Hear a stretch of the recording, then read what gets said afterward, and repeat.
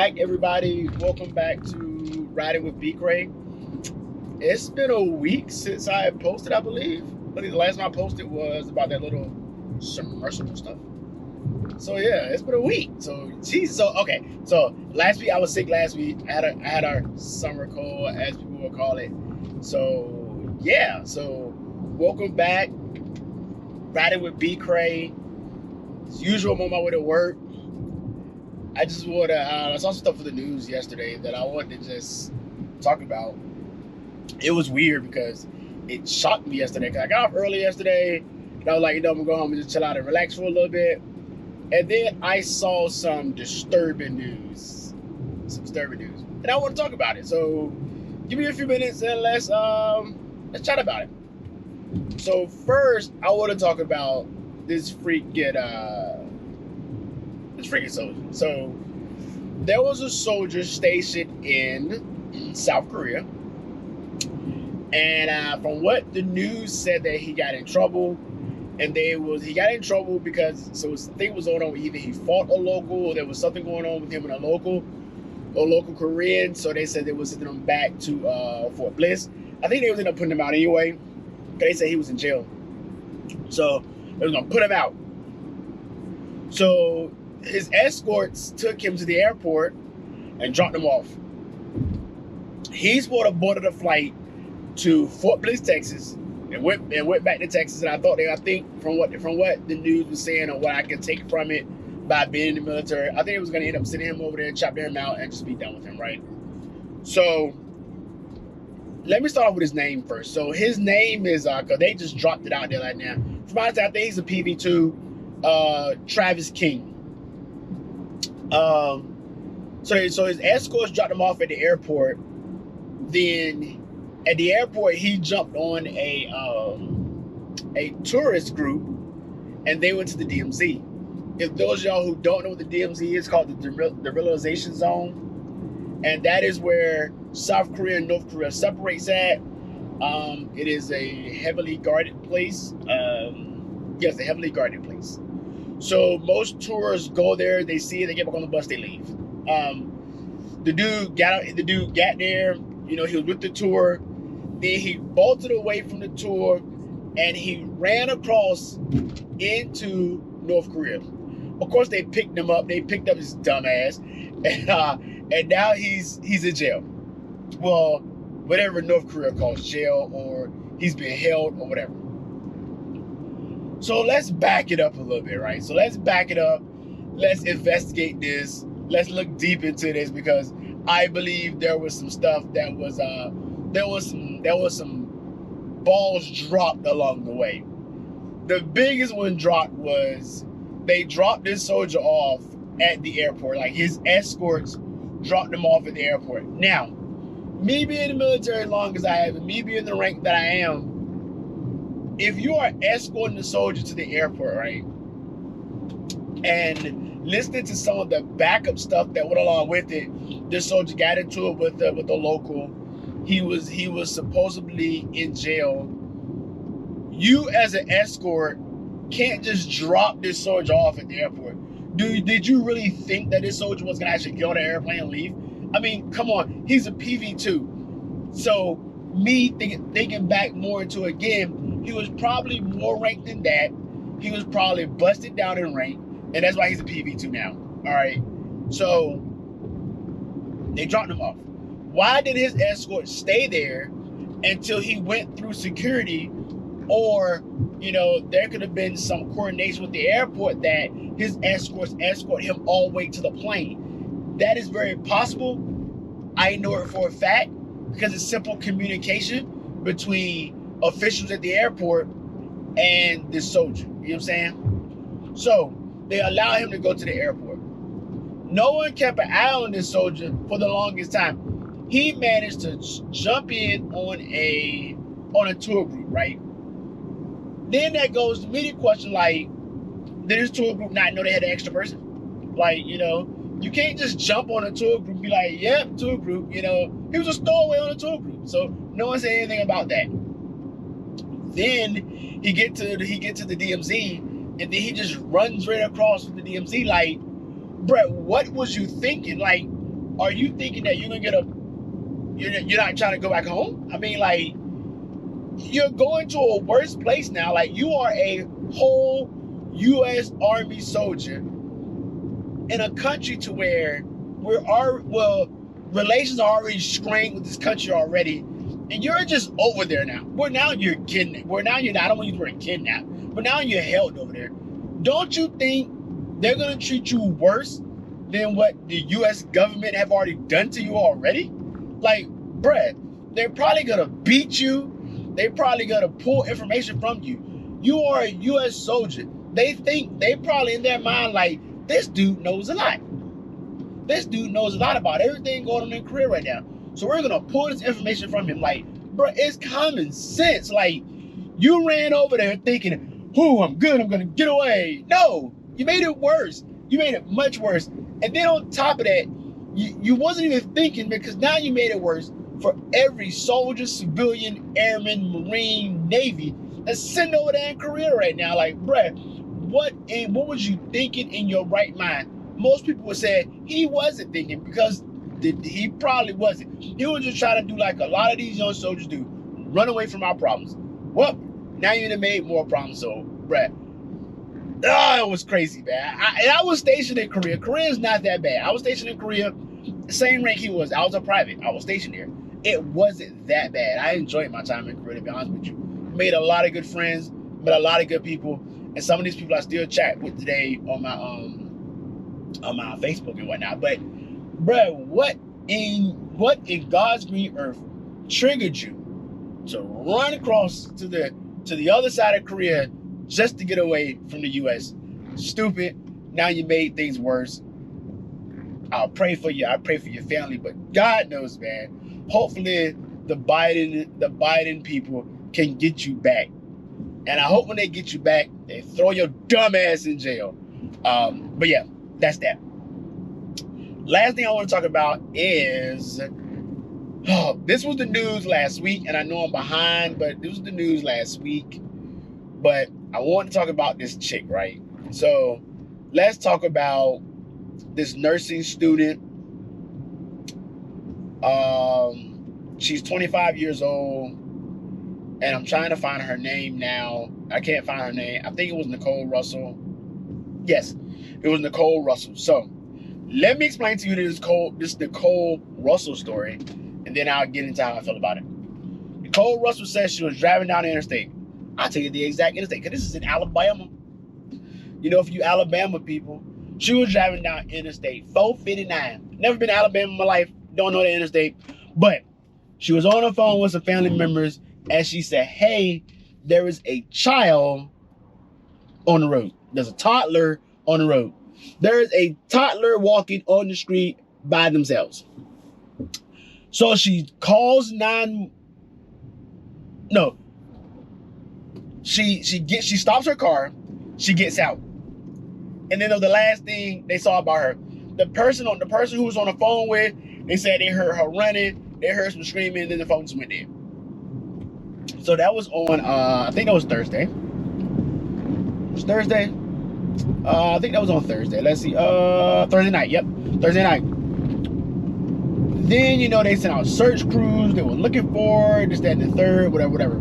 Police was looking at videos, but when the police looked at the video on the interstate, all they saw was just her car. They didn't see any kid, and then, you know, they didn't see any other car, and then the police was also like, no one has reported a missing kid.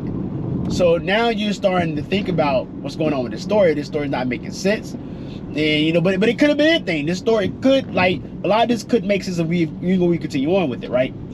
So then, you know, the search crew, they're looking for her, blah, blah, blah. Then on Sunday, she just appears back on the doorstep of her home. She just appears back on the doorstep of her home. Now, what makes this story kind of weird is there was someone on the interstate that said they saw her car on the interstate, and they saw a man around her car, you know, and that was, you know, all the police gave in regards to that. So they said when she came home, she was like mentally She was mentally drained, and she was also, like, I guess physically abused, I guess, or whatever. Or they said she was physically drained or whatever. They haven't really gave big details on how bad this kidnapping, abduction, or whatever it was, or how did she get away, or how did she make it all the way back home. They haven't really gotten details about that yet. They said she was in hospital on Saturday, she was in hospital on Sunday, they released her on Monday, and the police has been talking to her. So I think Good Morning America, or one of them Good Morning shows, talked to her parents. Now, I'm not an investigator. I'm not a trained investigator. You know, I'm an analyst, right? I analyze things. And then, you know, throughout my career, they taught me how to analyze things. They also taught me, you know, a couple things here and there, how to analyze body language and words. Because a lot of people always tell me words means things, right? So I'm sitting here and I'm listening to this chick. I'm listening to her parents talk, right? And her parents, to me, how will I say it? Her parents. So, and if I find the interview, I will throw the interview in somewhere, probably here. 25-year-old Carlee Russell are speaking out, describing the moment their daughter appeared on their doorstep after being missing for more than 48 hours. What did you do when you saw her? We tried to hug her as best we could, but I had to stand back because she was not in a good state. So we had to stand back and let medical professionals work with her. But there were actually just so many calls and texts from people who maliciously lied to us. I just didn't know people could be so evil. Authorities have not indicated where Carlee was during the 48 hours she was missing or what happened. Her parents declined to share what their daughter told them, citing the ongoing investigation. And can you tell me what happened Saturday night? Did you just get a knock at the door? Anything leading to the case itself, we can't discuss that. But they having to deal with the trauma of people just making completely false allegations about her. Her family now urging the public to let the investigation play out, but mentioning an abductor. Her mother asking to read a brief message to the public. Carlee has given detectives her statement so that they can continue to pursue her abductor. Do you believe that there's an abductor still out there? Absolutely. But her parents' interview, to me, didn't seem genuine. Like, it felt like it was coached. It felt like it was someone wrote what they need to set down and then be like, here for your interview settings. Because it was a lot of, it's under investigation, we can't talk about it. It's under investigation, we can't talk about it. And they really couldn't give details about, you know, when she came home, you know. And don't get me wrong, I understand, you know, it's under investigation. Please try to investigate that and the third. But her parents didn't seem genuine to me. They didn't seem like it was a sense of love. There was a sense of compassion. I just feel like they just read this and this is what their lawyer or whatever told them to say. Something about their story to me, this whole story with this female, don't seem legit and it don't seem real to me. And I could be wrong. And if I'm wrong, I'll be the first person that said, yes, I'm wrong. But it just doesn't seem right. Like, a lot of A and B is not making C, or 1 and 2 is not making 3. It's just not working for me at all. I had to stop and get my damn Striker, Red Bull, and orange juice. But while I was at that pause, hopefully my new subscribers, y'all click the subscribe button and you click the bell so you know when I post a new video. But anyway, back to the story. So I don't fully believe her whole story because I feel like there's a lot of holes. There's a lot of holes in her story.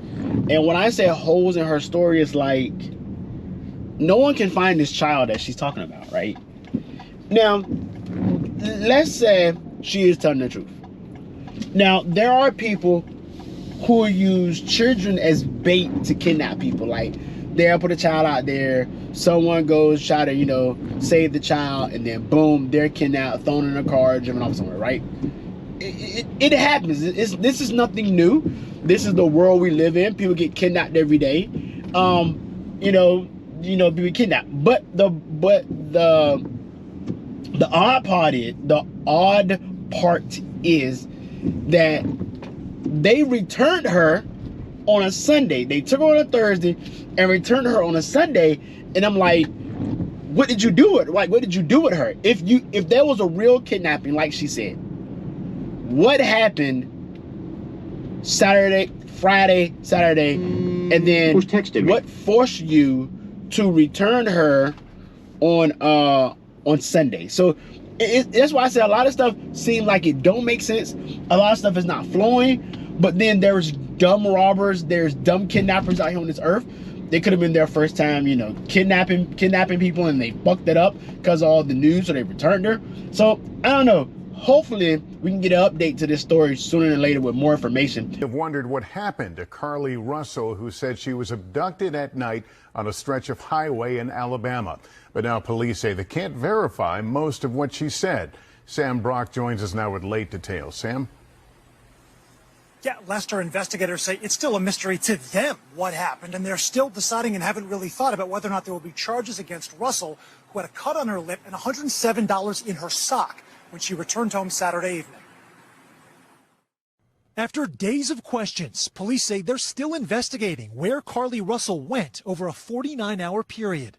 What we can say is that we've been unable to verify most of Carlee's initial statement made to investigators, and we have no reason to believe that there is a threat to the public safety. Investigators playing part of Carlee's 911 call, reporting a missing toddler. What is he wearing? It's a white T-shirt, and it doesn't look like he has any pants on. It looks like a diaper. But the police chief said as that call was being made, data from Carlee's phone showed she drove 600 yards. She was traveling 6 football fields, which tells you what? Which tells me that I've had kids to think that a toddler, barefoot, that could be 3 or 4 years old, is going to travel 6 football fields without getting in the roadway, without crying. It's just very hard for me to understand. Law enforcement also laid out a timeline, which included her taking a bathrobe and toilet paper from her place of work and purchasing snacks which were never found. Prior to that, police say in the days leading up to her disappearance, Russell searched online, including, do you pay for an Amber Alert? A search for a one-way bus ticket from Birmingham to Nashville, and a search for the movie Taken. Police adding that Carlee told investigators in her initial and only statement that a man with orange hair came onto the roadway and made her go over a fence, later pulling her into a car and then an 18-wheeler. She says she was later able to break free, only to be abducted again, with a man and a woman making her undress and blindfolding her. Speak with Carlee's parents, and why do you think it is they were so adamant that there was an abductor? Yeah, I think parents are believing what their daughter's saying, and we've had a very good rapport with the parents, met with them on several occasions. How would you characterize what happened here? You know, that's the $100 question. Let me know in the comments about the 2 stories that I talked about. Let me know about the soldier who ran over to North Korea because he I guess he didn't want to go home. I guess he didn't want to go home and face his family in Texas or wherever he was. He was probably getting kicked out, so that's why he ran over there. But now, let me know how you feel about that down in the comments. Like I said, now we're even more strained with dealing with North Korea now. And luckily this dude did not get killed. And then second, let me know about the nursing student. What's her name? I forgot already what her name was.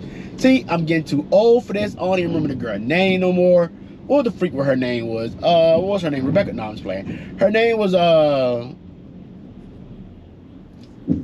call her Carlee. They call her Carlee Russell. So let me know down in the comments how you feel about that situation too. So that's all I really got for you today. I guess the big thing is some positives I can leave with you on this wonderful hump day this Wednesday is remain positive. Yes, remain positive. There's a lot of stuff that's gonna happen in your life. You know what I'm saying? There's a lot of stuff that's gonna happen in your life. And you may not know why things are happening the way they're happening in your life. You know? Stay on path. That's what I tell you. Stay on path, stay positive, and smile, because I can almost guarantee you there's somebody else out here who got it much more harder than you do. And your path is already made for you. You just gotta walk it. You just gotta walk it and believe it. You see? And that's what I will leave you for today. But if you are new to my channel, please like, comment, share, and subscribe. Keyword share, keyword subscribe, and leave a message. If you want to know when I post the video again, click the bell so you'll know when I post. I'm trying to get back into posting weekly. I feel much better now. So we'll see what happens. If y'all want it, hold me to it. You know what I'm saying? But other than that, hey, I appreciate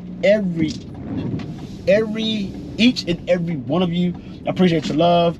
I appreciate everything you've done for me so far. I appreciate all the, for those y'all that do comment, I appreciate that. For y'all who did subscribe, oh man, thank you so much for that as well. But I'm at work now, as y'all can see. I'm backing into work now, so it's gonna be a good day. It's Thursday. I mean, it's Wednesday. It is a rainy, cloudy day here in Hawaii. There's a hurricane or a tropical storm hitting the Big Island right now, so it's gonna be a overcast day. So with that being said, I love you all. I'll see you in the next one. Please like, comment, share, subscribe. I'll see you in the next one. Peace.